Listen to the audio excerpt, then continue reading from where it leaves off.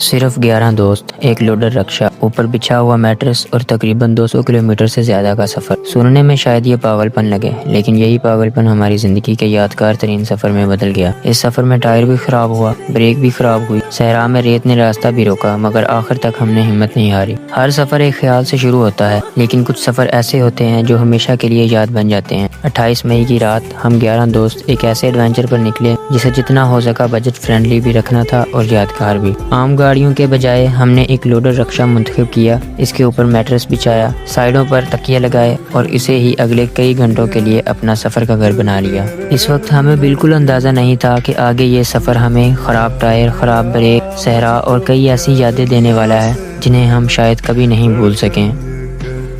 अस्सलामुअलैकुम दोस्तों, उम्मीद करता हूँ आप खैरियत से। आज 28 मई बरोज़ जुमेरात रात के तकरीबन इस वक्त 3 बज रहे हैं और हम लोग 344 शाहपुर से नहीं भाई आपको नहीं लेके आएंगे, आप टेंशन न लें। हम शाहपुर से जा रहे हैं कादियाबाद लिया और हमारे साथ मौजूद हैं ये अब्दुर्रहमान उर्फ गुलफाम, और इस भाई को हम नहीं लेके आएंगे।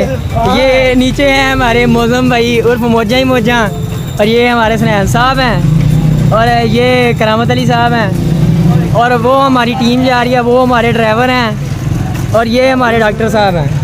ये इधर देखें चीला, इधर अपना तारफ़ कराई ना ज़रा।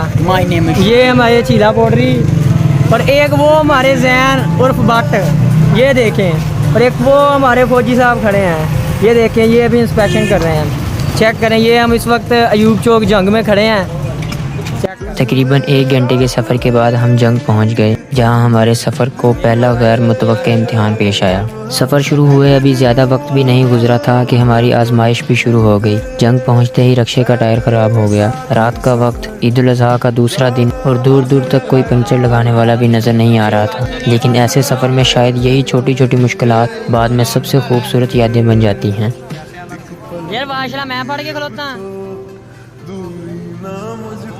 इंतज़ार ज़रूर लंबा था, मगर दोस्त साथ हों तो वक्त भी आसानी से गुजर जाता है।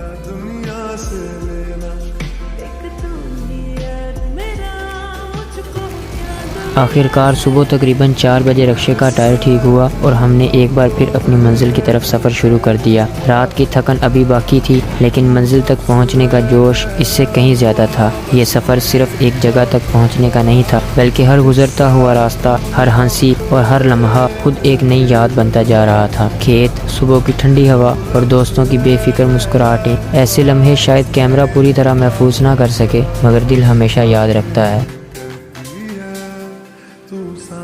जंग पीछे रह चुका था और अब हमारे सामने सिर्फ सड़क थी, एक लंबी सड़क जो हमें हमारी मंजिल की तरफ ले जा रही थी। कभी दाएं तरफ लहलहाते खेत, कभी सामने ख़त्म ना होने वाला रास्ता, और हमारे लिए यही मनाज़र इस सफ़र की असल खूबसूरती थे। उस वक्त ना हमें जल्दी थी, ना किसी लग्जरी गाड़ी की ख्वाहिश, क्योंकि असल मज़ा मंजिल में नहीं बल्कि इस सफ़र के हर गुजरते लम्हे में था। रक्शे के ऊपर बैठे ठंडी हवा से लुत्फ़अंदोज़ होते हुए हम रास्ते के हर लम्हे को यादगार बना रहे थे। मंजिल अपनी जगह अहम थी, लेकिन असल मज़ा तो इस सफ़र में था जो हमें वहाँ तक ले जा रहा था।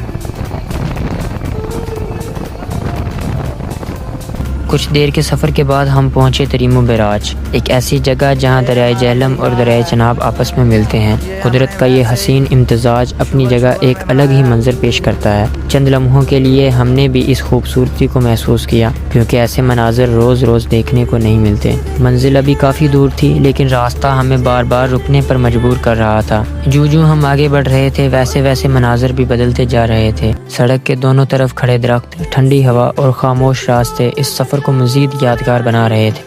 तरीमो बैराज से आगे बढ़ते हुए हमारा अगला पड़ाव था 18 हज़ारी। ये एक छोटा मगर खूबसूरत कस्बा है, जहाँ से गुजरते हुए ऐसा महसूस होता है कि पंजाब की असल रूह इन्हीं रास्तों और इन्हीं बस्तियों में बसती है। हम बगैर किसी जल्दी के आगे बढ़ रहे थे, क्योंकि इस सफ़र में हमारे लिए सिर्फ मंजिल नहीं बल्कि रास्ते का हर मंजर भी अहम था। हमें अंदाज़ा नहीं था कि चंद घंटों बाद यही सफ़र हमें सहराए थल की वसअतों तक ले जाएगा।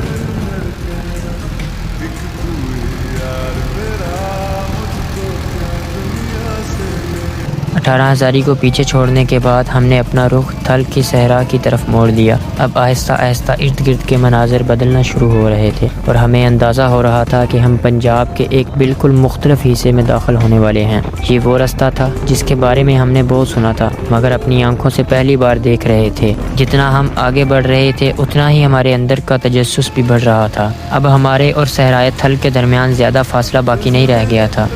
सहराए थल तक पहुंचने से पहले हमने एक मुख्तसर सा वक्फा किया। इतना लंबा सफ़र था तो रक्शे और टायरों का जायज़ा लेना भी ज़रूरी था। ये सफ़र जितना मुनफरिद था उतनी ही एहतियात भी ज़रूरी थी, इसलिए आगे बढ़ने से पहले हमने एक बार फिर रक्शे का जायज़ा लिया। ये चंद मिनट आराम के थे। कुछ तस्वीर बनाई गई, कुछ सांस बहाल की गई और आने वाले सफ़र के लिए ख़ुद को तैयार किया गया। हमें अभी अंदाज़ा नहीं था कि चंद ही लम्हों बाद हम एक ऐसी दुनिया में दाखिल होने वाले हैं जहाँ दूर दूर तक रेत ही रेत नज़र आने वाली थी।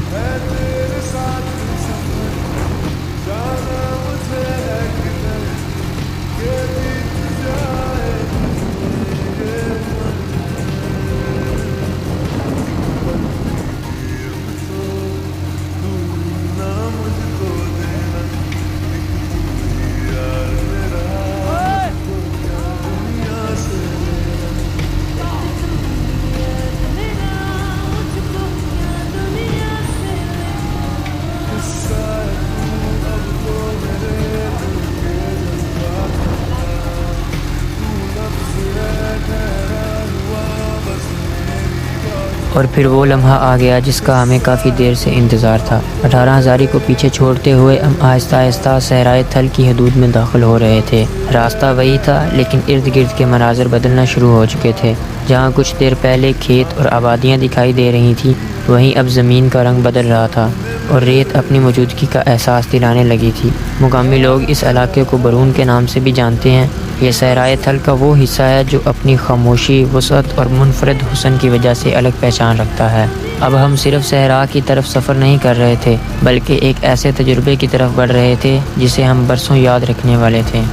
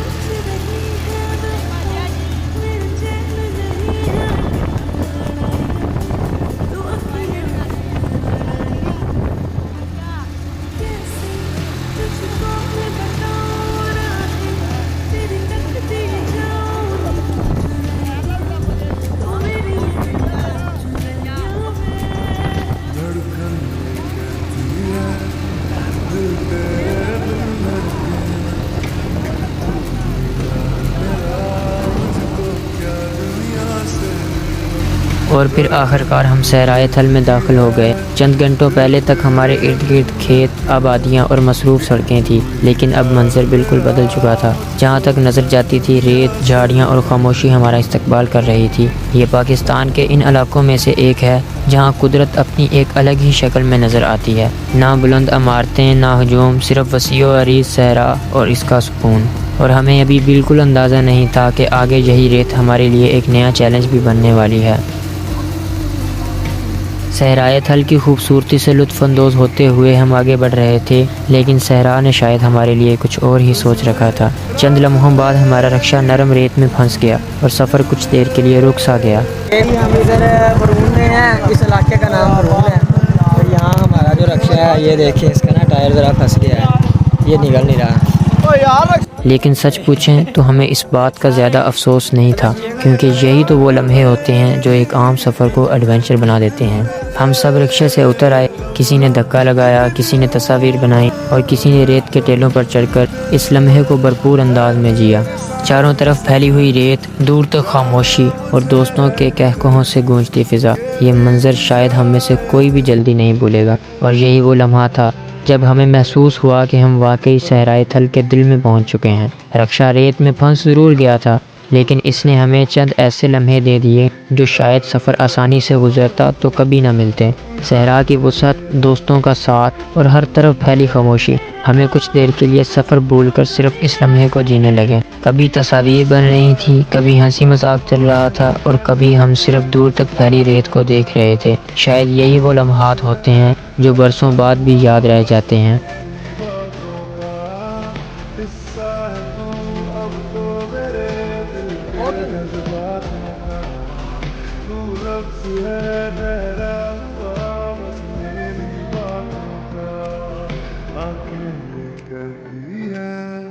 तू सामने मेरे रहना, एक तू ही यार मेरा, मुझको क्या दुनिया से लेना।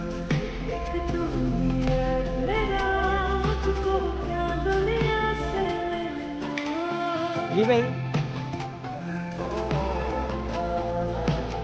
यार ऐसे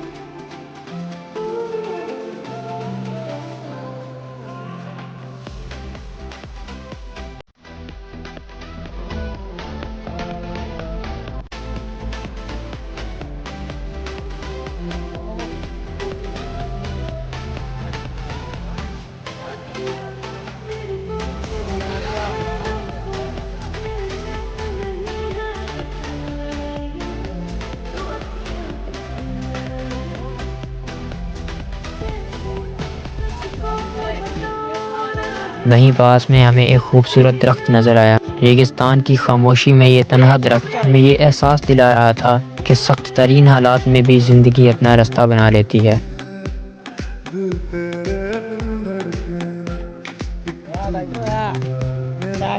मुझको क्या दुनिया से लेना, धड़कन ये कहती है, दिल तेरे बिन धड़केगा, एक तू ही यार मेरा, मुझको क्या दुनिया। सहराए थल के इस यादगार सफ़र के बाद हम बिलाखिर अपनी मंजिल 293 टीडीए पहुँच गए। तवील सफ़र, गर्मी और मुसलसल रास्ते में रहने के बाद सबसे पहले थकन उतारना ज़रूरी था। मोबाइल चार्ज होने के बाद हम नज़दीकी ट्यूबवेल की तरफ निकल गए, जहां ठंडे पानी ने कई घंटों की थकन चंद लम्हों में दूर कर दी। कभी कभी सफ़र की सबसे बड़ी आसाइश कोई महंगी चीज़ नहीं होती, बल्कि गर्मी के दिन में ठंडे पानी की एक नहर या ट्यूबवेल होता है।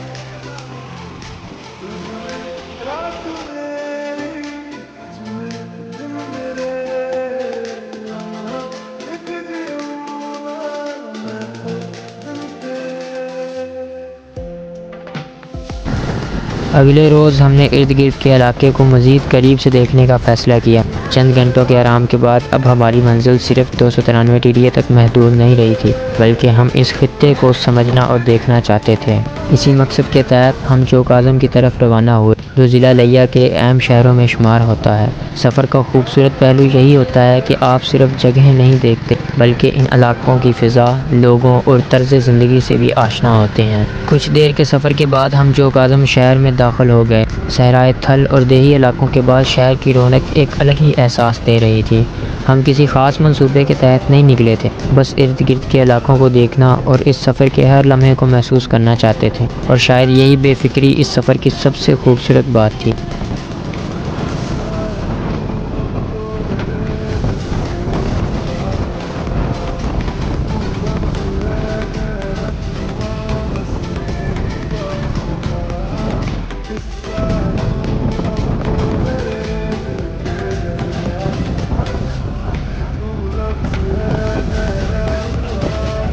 चंद दिन लिया में गुजारने के बाद अब वापसी का वक्त आ चुका था। अगरचे ये सफ़र अपने अख्ताम की तरफ बढ़ रहा था, लेकिन हमारे साथ इसकी यादें पहले से कहीं ज़्यादा थी। रात के वक्त हम एक बार फिर इन्हीं रास्तों पर रवां थे, जिनसे चंद रोज़ पहले बड़े पुरजोश और तजस्सुस के साथ गुजरे थे, और यूँ एक बार फिर हम तरीमू बैराज के करीब पहुँच गए। वही जगह जहाँ से हमारे एडवेंचर के खूबसूरत अबवाब में से एक बाब शुरू हुआ था। लेकिन इस बार फ़र्क सिर्फ इतना था कि हम मुसाफिर नहीं थे, बल्कि यादों से भरे वापस लौट रहे थे।